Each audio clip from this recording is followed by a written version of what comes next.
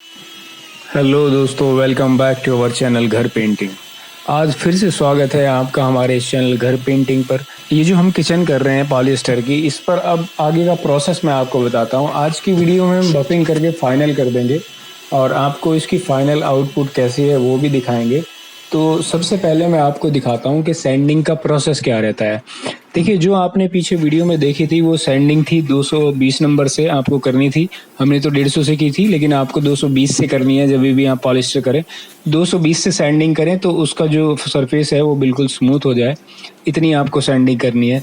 Sending करने के बाद फिर आपको 320 से सैंडिंग करनी है। 320 भी अगर आप चाहें तो मशीन से कर सकते हैं, और अगर हाथ से चाहें तो हाथ से भी कर सकते हैं, लेकिन 220 तो आपको मशीन से ही करनी पड़ेगी। हाथ से करेंगे तो उसमें बहुत ज़्यादा मेहनत लगेगी, बहुत लेबर लगेगा, उतना आउटपुट और कॉस्ट निकलता भी नहीं है। तो आपको 220 से करनी है, उसके बाद 320 से करनी है, हाथ से या मशीन से, जो आप चाहें। अगर आपने 320 मशीन से की है तो 400 नंबर आपको हाथ से लगाना है और पानी के साथ लगाना है। अब जैसे हमने पिछली वीडियो में आपको दिखाया था कि 220 और 320 हम कर चुके थे, 400 नंबर फिर हमने हाथ से लगाया और उसके बाद फिर हमने 600 नंबर लगाया मशीन से, फिर 800 नंबर हमने हाथ से लगाया। ऐसे ही कर करके हम लगाते रहे और पानी के साथ लगाना है आपको। 400 के बाद भी आप पानी ले सकते हैं, 400 को भी आप चाहे तो पानी से कर सकते हैं, लेकिन 400 के बाद जब आप 600 लेंगे तब तो आपको पानी से ही लेनी है।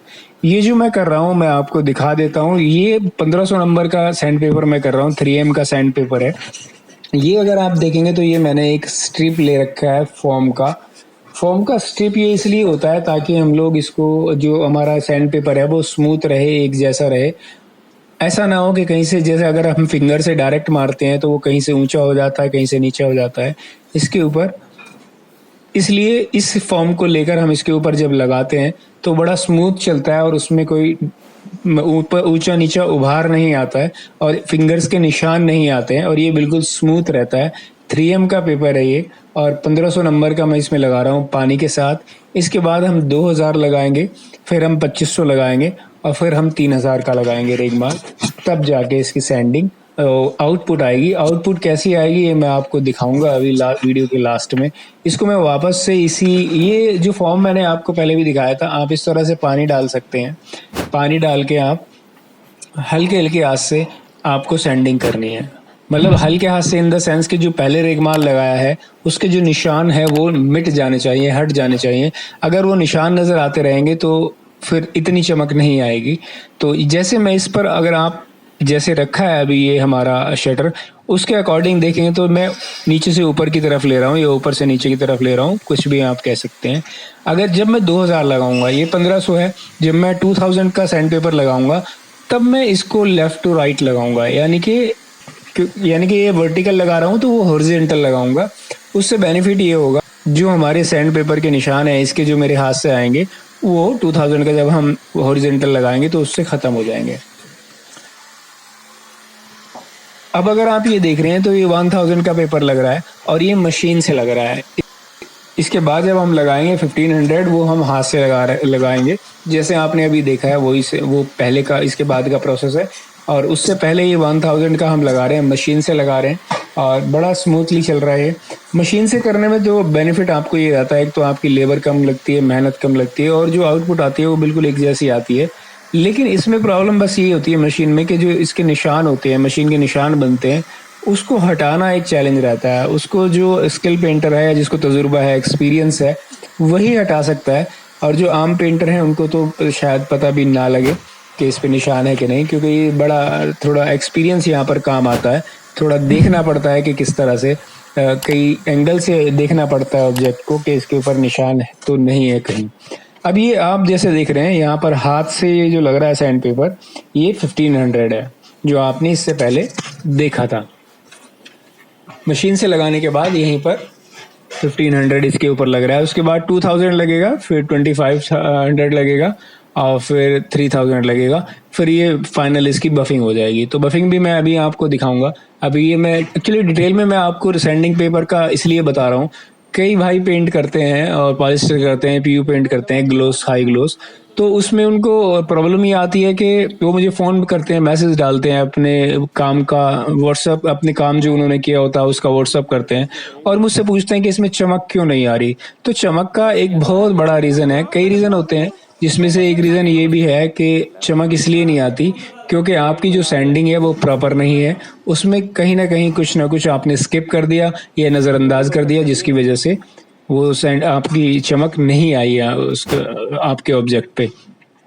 ये 1500 लग रहा है। जो भी इस तरह से वर्टिकली लग रहा होगा वो आप समझ जाइए कि ये 1500 नंबर का रेगमाल है, सैंड पेपर है। और उसके बाद फिर हम 2000 जैसे मैंने बताया और फिर 3000 तक जाके हम बफिंग करेंगे। सैंड पेपर आपको थोड़ा सा टाइम देना पड़ेगा। जब से आप सैंड पेपर लगाते हैं तो उसमें आपको टाइम देना पड़ेगा। ऐसा नहीं हो सकता कि आपने लगाया और फॉर्मेलिटी की और हट गया और रख दिया एक साइड, तो उसमें चमक नहीं आएगी। आप भूल जाइए, आप पॉलिस्टर के या कुछ भी लगा ले, लेमिनेशन पॉलिस्टर कुछ भी कर ले, हाई ग्लोस कर ले, चमक आएगी नहीं जब तक आप सैंड पेपर को सही से नहीं लगाएंगे या उसको लगाना नहीं सीखेंगे। अगर आपको सैंड पेपर लगाने में कुछ दिक्कत आती है और समझ नहीं आता है तो आप मुझे कमेंट बॉक्स में लिखिए, मैं आपको अच्छे से समझाऊंगा कि किस तरह से सैंड पेपर लगता है।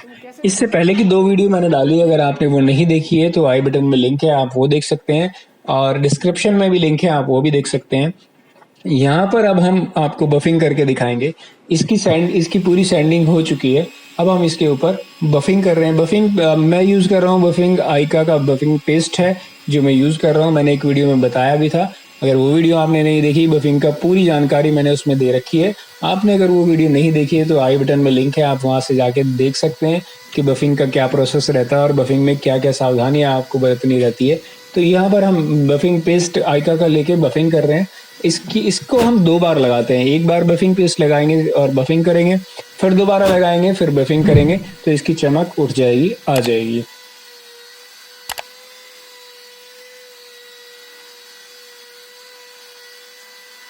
तो आप ले सकते हैं, पाई की भी ले सकते हैं, आइका की भी अच्छी है, पाई की भी अच्छी है, दोनों ले सकते हैं। पाई की क्रीम में आपको का काम डबल हो जाता है। अब अगर मैं आपको दिखाऊं, देखिए ये हमारी फाइनल आउटपुट है। जो हमने ये काम बफिंग के बाद जो आउटपुट आई है ये इस तरह की आई है। अगर आप देखेंगे तो देखिए इसके अंदर लाइट बिल्कुल क्लियर नज़र आ रही है। इसमें जितना प्रोडक्ट एक्चुअली क्या है कि हमारा जो एक्सपीरियंस है और हम जो काम करते हैं, हम जो मटेरियल का पूरा ग्लोसीनेस है या उसकी हाई ग्लोस या ग्लोसीनेस है उसको हम पूरी तरह से निकाल लेते हैं बाहर। वो बस यही एक तरीका है, एक यही टैक्ट है, एक यही स्किल है कि आपको जो मटेरियल की चमक है, ग्लोस में जो उसकी ग्लोसीनेस है, उसको आपको बाहर कैसे निकालनी है। क्योंकि मटेरियल में ही चमक होती है, बफिंग करने से चमक नहीं आती है। जो मटेरियल है उसके अंदर चमक होती है, उसको आपको उठाना है, उसको बाहर निकालना है। वो कैसे निकालेंगे ये आपके स्किल के ऊपर डिपेंड करता है, आप कैसे काम करते हैं और कितनी अच्छी तरह से काम करते हैं। तो ये हमारा काम है। अगर आपको, मैं उम्मीद करता हूँ कि जरूर से आपको हमारा ये काम पसंद आया होगा। पसंद आया तो वीडियो को लाइक करें, चैनल को सब्सक्राइब करें। वीडियो देखने के लिए आप सबका बहुत बहुत धन्यवाद दोस्तों।